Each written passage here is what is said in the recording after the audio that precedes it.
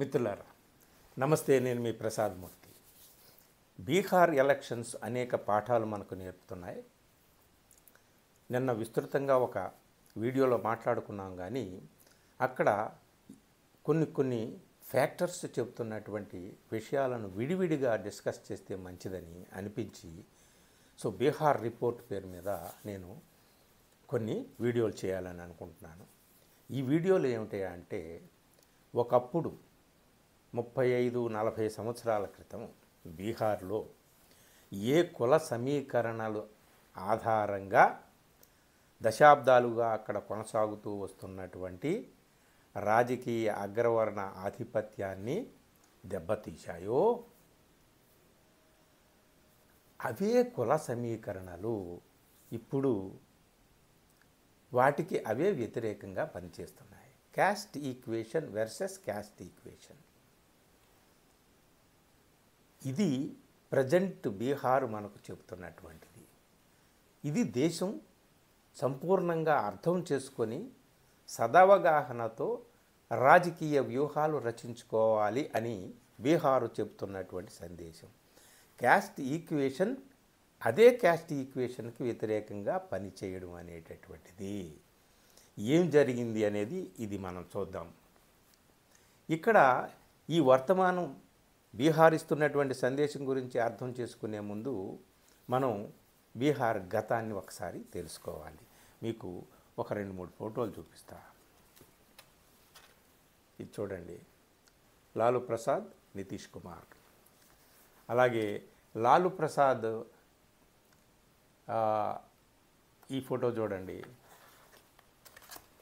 లాలూ ప్రసాద్ ఎవరు? రామ్ విలాస్ పాస్వాన్. లాలూ ప్రసాద్, నితీష్ కుమార్, రామ్ విలాస్ పాస్వాన్, ఈ ముగ్గురు కూడా జయప్రకాష్ నారాయణ మూవ్మెంట్లో నుంచి వచ్చినటువంటి వాళ్ళు, జనతా పార్టీ నుంచి నడిచి వచ్చినటువంటి వాళ్ళు. తర్వాత ఒకరు ఆర్జేడీగా, ఇంకొకరు జేడీయూగా, మరొకరు లోక్ జనశక్తి పార్టీగా నిలబడ్డారు. సరే, ఈ ముగ్గురులో రామ్ విలాస్ పాస్వాన్ మరణించారు. ఆయన అబ్బాయి చిరాగ్ పాస్వాన్కి ఆ చిరాగ్ అందించి ఆయన వెళ్ళాడు. ఇప్పుడు ఈ ముగ్గురు ఏం చేశారు గతంలో అనేటటువంటిది ఆలోచిస్తే, జయప్రకాష్ నారాయణ మూమెంట్ నుంచి వచ్చిన తర్వాత జనతాదళ్లో ఉండి ముగ్గురు కూడా బీహార్లో దళితులు, బహుజనులు, మైనారిటీల పోలరైజేషన్తో ఆ క్యాస్ట్ ఈక్వేషన్స్ని అట్లా తీసుకొచ్చి అక్కడ అగ్రవర్ణ ఆధిపత్యంతో సాగుతున్న రాజకీయాలకు చరమగీతం పాడేశారండి. అంతవరకు బాగానే ఉంది. ఆ తర్వాత ఏం జరిగింది? అక్కడి వరకు కుల సమీకరణ బాగా పనిచేసింది ఆ రాష్ట్రానికి. యూపీలో కూడా పనిచేసింది. సరే, యూపీలో ఆయన సమాజ్వాదీ పార్టీ నాయకుడు ములాయం సింగ్ యాదవ్, మాయావతి, అక్కడ ఏం జరిగింది ఆ రాష్ట్రానికి ఇప్పుడు వెళ్ళొద్దు, దేశమంతా ఇదే జరుగుతూ ఉంటుంది. ఇప్పుడు నేను చెప్పిన దాన్ని బట్టి మీరు అర్థం చేసుకోండి. అక్కడ వీళ్ళ ముగ్గురు వచ్చారు. ఈ ముగ్గురులో పొరపచ్చాలు రావడం ప్రారంభమయ్యాయి. నితీష్ కుమార్ జనతాదళ్లోనే ఉంటూ ఆయన ఎమ్మెల్యే, తర్వాత ఎంపీగా 6 సార్లు, 2 సార్లు జనతాదళ్ టికెట్ నుంచి, 4 సార్లు సమతా పార్టీ జేడీయూ నుంచి ఆయన లోక్సభకు వెళ్ళాడు. అక్కడ విపి సింగ్ గవర్నమెంట్లో యూనియన్ మినిస్టర్గా పనిచేశాడు. అలాగే అటల్ బిహారీ వాజ్పేయి గవర్నమెంట్లో కూడా చాలాసార్లు ఆయన, ఆ తర్వాత ఎన్డీఏ గవర్నమెంట్లో ఆయన చాలాసార్లు యూనియన్ మినిస్టర్గా పనిచేశాడు. బీహార్ని వదిలి రామ్ విలాస్ పాస్వాన్ కూడా బీహార్ని వదిలి లోక్సభని ఆశ్రయించాడు, ఎన్డీఏని ఆశ్రయించాడు. ఏం జరిగింది? వీళ్ళ ముగ్గురు కలిసి ఒక మాట మీద, ఒక తాటి మీద నడిచి బీహార్లో అప్పర్ కాస్ట్ హెజిమోనీని ధ్వంసం చేసి దళిత బహుజన సామ్రాజ్యాన్ని నిర్మించాలని కదా వీళ్ళు అనుకున్నది. మరి వీళ్ళ ముగ్గురు ఎందుకు ఇలా 3 దారులుగా విడిపోయారు అంటే ఇగో సమస్యలు ఉంటాయి. లాలూ ప్రసాద్ యాదవ్ చెయ్యి పట్టుకొని నడిచినంతకాలం మనం ఆయన నీడలోనే ఉండాలి, మనకి అస్తిత్వం ఉండదని నితీష్ కుమార్ తెలుసుకున్నాడు, రామ్ విలాస్ పాస్వాన్ తెలుసుకున్నాడు. కానీ అటు ఇటు ఇటు అటు చూస్తున్నారు. అప్పుడు అలా చూస్తూ ఉన్నటువంటి వాళ్ళని పట్టుకున్నారు ఎన్డీఏ నాయకులు.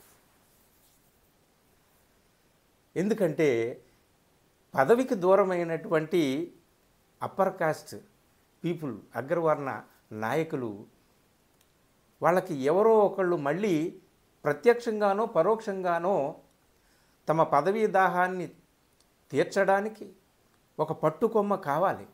సో బీజేపీ దొరికింది, బీజేపీ పెద్ద అండగా దొరికింది. అందుకే బీజేపీ వెనక అగ్రవర్ణాలన్నీ పోలరైజ్ అయ్యాయి. కేవలం అగ్రవర్ణాలు పోలరైజ్ అయితే అక్కడ బీహార్లో మళ్ళీ తిరిగి అధికారాన్ని, లాలూ ప్రసాద్ యాదవ్ నుండి అధికారాన్ని సాధించలేరు కదా. అందుకని లాలూ ప్రసాద్ యాదవ్కి ఏది బలంగా ఉంది? క్యాస్ట్ పోలరైజేషన్ బలంగా ఉంది. యాదవులు, ముస్లింలు, కుర్మీ, కొయిరీ లాంటి వాళ్ళు, ఒకప్పుడు రామ్ విలాస్ పాస్వాన్ లాంటి వాళ్ళ వెనక ఉన్నటువంటి దళితులు, వీళ్ళందరూ కూడా పోలరైజ్ అయి ఉన్నారు. ఇక్కడ ఆ పోలరైజేషన్ని దెబ్బ కొడితేనే తప్ప లాలూ ప్రసాద్ని గద్దె దింపలేము అనేటటువంటి ఒక వ్యూహాత్మకమైనటువంటి చాలా పెద్ద రాజకీయ ఎత్తుగడతోనే వాళ్ళు వలలు వేశారు. అటు ఇటు చూస్తున్నటువంటి పాపం నితీష్ కుమార్ కానీ రామ్ విలాస్ పాస్వాన్ కానీ మరో దారి లేక ఆ వలలో చిక్కారు. అక్కడ ఎప్పుడైతే వాళ్ళు చిక్కారో సరే, లాస్ట్ వరకు ఈవెన్ 2005లో రామ్ విలాస్ పాస్వాన్ ఎలక్షన్లో ఆయన ఏమీ ఎన్డీఏకి సపోర్ట్ చేయలేదు. కానీ తర్వాత ఎన్డీఏ ప్రభుత్వంలో ఆయన యూనియన్ మినిస్టర్గా ఉండడం అదంతా కూడా జరిగింది. 2005లో ఆర్జేడీతో పాటు ఆయన ఉన్నాడు, పెద్దగా పెర్ఫార్మెన్స్ చూపించలేదు. నితీష్ కుమార్ మెయిన్గా ఏమిటంటే 6 సార్లు ఎంపీ అయ్యాడు, చాలాసార్లు యూనియన్ మినిస్టర్గా చేశాడు. 2000 ఆయన రాజకీయ ప్రస్థానం గురించి చెప్పుకోవాలంటే 85 నుంచి ఎమ్మెల్యే అయ్యాడు. 90లో లాలూతో డిఫరెన్సెస్ వచ్చినాయి. 94లో పార్టీ జనతాదళ్ నుంచి ప్రైవేట్గా విడిపోయి సమతా పార్టీ పెట్టడం, ఇవన్నీ కూడా సమతా పార్టీ నుంచి తర్వాత జనతాదళ్ యునైటెడ్ పెట్టడం, ఇవన్నీ కూడా చేశాడు. తర్వాత ఆయన ఏంటంటే 2004 తర్వాత ఆయన ఏ బీహార్ నుంచి అయితే వచ్చాడో ఆ బీహార్లోనే తిరిగి మనం పాగా వేయాలి, లాలూ ప్రసాద్ హెజిమోనీని దెబ్బ కొట్టాలని చెప్పేసి వచ్చాడు. ఆయనకంటే ఎక్కువగా అవసరం ఎన్డీఏకి ఉంది, ఆయన అవసరం తీసుకొని వచ్చారు. 2005లో గవర్నమెంట్ ఫామ్ చేశారు. BJP and JDU, Nitish Kumar BJP కలిసి గవర్నమెంట్ని ఫామ్ చేశారనమాట. చూడండి, 2005 తర్వాత మళ్ళీ అక్కడ లాలూ ప్రసాద్ యాదవ్ లెగసీ తలెత్తడానికి అవకాశం లేకుండా చేశారు. ఎందుకంటే లాలూ ప్రసాద్ యాదవ్ కమ్యూనిటీకి మాత్రమే నాయకుడు. ఆయనతో పాటు కొన్ని అపోహలతో ముస్లింలు కూడా అందులో ఉన్నారు. ఇది ఎంవై పార్టీ. సో ఎంవై అంటే ఎం అంటే ముస్లిం, వై అంటే యాదవ్. ఈ ముస్లిం యాదవులు మించి మిగిలిన వాళ్ళందరూ కూడా సెకండ్ సిటిజన్స్ లాంటి వాళ్ళే, అన్ని ప్రాధాన్యతలు వాళ్ళకే ఉంటాయని చెప్పేసి ఒక నేరేటివ్ని తీసుకొచ్చి ఇటు దళితులు, రామ్ విలాస్ పాస్వాన్ వెనకనున్నటువంటి దళితుల్ని, జితన్ రామ్ మాంఝీ లాంటి వాళ్ళు వెనకనున్న దళితుల్ని, నితీష్ కుమార్ లాంటి ఉద్దండులైనటువంటి బీసీ నాయకుడు ఉపేంద్ర కుష్వా, ఆయన కూడా రాష్ట్రీయ లోక్ మోర్చా పెట్టాడు కదా, ఆయన కూడా Koeri community, Nitish Kurmi community. So backward communities other than Yadav, backward కమ్యూనిటీస్ని అన్నింటినీ పోలరైజ్ చేయగలిగారు, దళిత్స్ని పోలరైజ్ చేయగలిగారు. అలాగే ముస్లిమ్స్ని కూడా ఎంఐఎం ద్వారా రాష్ట్రీయ జనతాదళ్కి, కాంగ్రెస్కి ఎగ్నెస్ట్గా పోలరైజ్ చేయగలిగారు.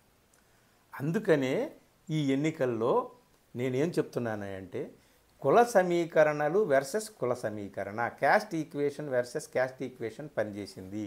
క్యాస్ట్ ఈక్వేషన్ పనిచేస్తుంది, కానీ ఆ క్యాస్ట్ ఈక్వేషన్ అనేటటువంటిది ఎల్లకాలము పనిచేయదు, ప్రతి రాష్ట్రంలో ఒకలా పనిచేయదు అని ఈ దేశం తెలుసుకోవాలి.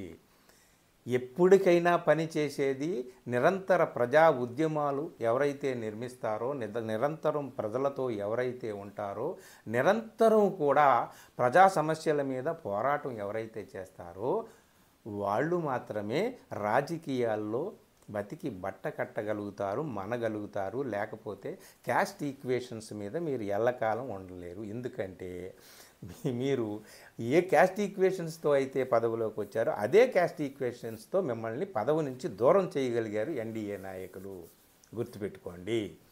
సో మిత్రులారా, ఈ ఎన్నికలు మనకు చెబుతుంది ఏమిటయ్యా అంటే, ఈ దేశంలో కులం ఉంది, కులం నిర్దేశిస్తుంది, కులం శాసిస్తుంది, కులమే అన్ని రకాల పరిణామాలకు మూలసూత్రంగా ఉంటుంది. కానీ ఆ కులం ఆధారంగానే ఎల్లకాలం రాజకీయాలు చేద్దామంటే అదే కులం మీ మీద తిరగబడుతుంది, మరొకరి చేతిలో ఆయుధంగా మారుతుంది. ఎన్డీఏ చేతిలో అదర్ దాన్ యాదవ్ కమ్యూనిటీస్ని సమస్తాన్ని కూడా పోలరైజ్ చేయడం అనేది అద్భుతమైనటువంటి అస్త్రంగా మారిపోయింది ఎన్డీఏ చేతిలో. అది ఇక్కడ పనిచేసిందంటే, బీహారులో ఒకప్పుడు అప్పర్ క్యాస్ట్ హెజమోనీని ఎదుర్కోవడానికి ఏ నాయకులైతే వచ్చారో ఆ నాయకుల్లో తీసి చిలికి తేవడం, ఆ నాయకులు తలోకదారి వెళ్ళిపోవడం, రాష్ట్రీయ జనతాదళ్తో అంటిపెట్టుకుని ఉన్న కాంగ్రెస్, ఆ కాంగ్రెస్తో అంటిపెట్టుకున్న లెఫ్ట్ పార్టీస్, వీళ్ళందరికీ కూడా అదర్ దాన్ యాదవ్ కమ్యూనిటీస్ని వ్యతిరేకంగా నిలబెట్టడంలో ఎన్డీఏ సక్సెస్ అయింది. సో ఒక క్యాస్ట్ ఈక్వేషన్తో అధికారంలోకి వచ్చినటువంటి వాళ్ళని అదే క్యాస్ట్ ఈక్వేషన్తో వీళ్ళు దెబ్బ కొట్టగలిగారు ఇక్కడ. ఇది ఈ ఎన్నికల్లో, ఈ బీహార్ ఎన్నికల్లో దేశమంతా గమనించాల్సినటువంటి విషయం అన్నమాట. పాఠం, గొప్ప చరిత్రాత్మకమైనటువంటి లెసన్ ఇది. ఈ లెసన్ని గమనించినప్పుడు క్యాస్ట్ ఈక్వేషన్స్ని వాడుకుంటూనే కేవలం క్యాస్ట్ ఈక్వేషన్స్తో మాత్రమే పనిచేయకుండా నిరంతరం ప్రజా సమస్యల మీద, ప్రజా ఉద్యమాల మీద ఎవరైతే పని చేస్తారో వాళ్ళు ప్రజల మనస్సుల్ని గెలవగలుగుతారు. లేకపోతే ఏ కుల రాజకీయాలని మీరు ఆశ్రయిస్తారో ఆ కులాల నుంచి వచ్చినటువంటి ఆ నిమ్న వర్ణాల దళిత బహుజన నాయకులే కొన్ని స్వార్థ ప్రయోజనాలకు లొంగిపోయేటటువంటి అవకాశం ఉంటుంది, స్వార్థ రాజకీయాల వైపు వెళ్ళిపోయే అవకాశం ఉంటుంది, వాళ్ళ ప్రయోజనాలే ముఖ్యమైపోయేటటువంటి అవకాశం ఉంటుంది. ఆ విధంగా ఈగో సమస్యలు వచ్చి వాళ్ళు చీలిపోతారు. వాళ్ళని చీల్చడానికి ఎప్పుడూ కూడా కొన్ని శక్తులు రెడీగా ఉంటాయి. ఇది ఎప్పటికీ జరిగేటటువంటి విషయమే. బీహార్ చెబుతున్నటువంటి అతిపెద్ద పాఠం ఇది. కాబట్టి కులం ప్రాతిపదిక మీద అందరినీ ఒక తాటి మీద నిలబెట్టడము, సమైక్యంగా ఉంచడము, పోరాటానికి వాళ్ళని సంసిద్ధం చేయడం అనేది ఒక కాలంలో, ఒక సమయంలో అది పని చేస్తుందేమో కానీ ఎల్లకాలము పని చేయదు. వేరే వేరే ప్రత్యామ్నాయాలు ఎన్నున్నాయి, అవన్నీ కూడా చూసుకున్నప్పుడే ఎన్డీఏ లాంటి మేరు పర్వతాన్ని మీరు ఢీకొనగలరా నాయనా అని బీహార్ చెప్పింది. మిత్రులారా, ఇది ఈ ఎలక్షన్స్కి సంబంధించి నేను ఒక్కొక్క విషయాన్ని ఒక్కొక్క వీడియోలో చెప్తాను. ప్రస్తుతానికి caste equation versus caste equation బాగా పనిచేసింది బీహార్లో. Thank you. వీడియో నచ్చితే మిత్రులకు షేర్ చేయండి.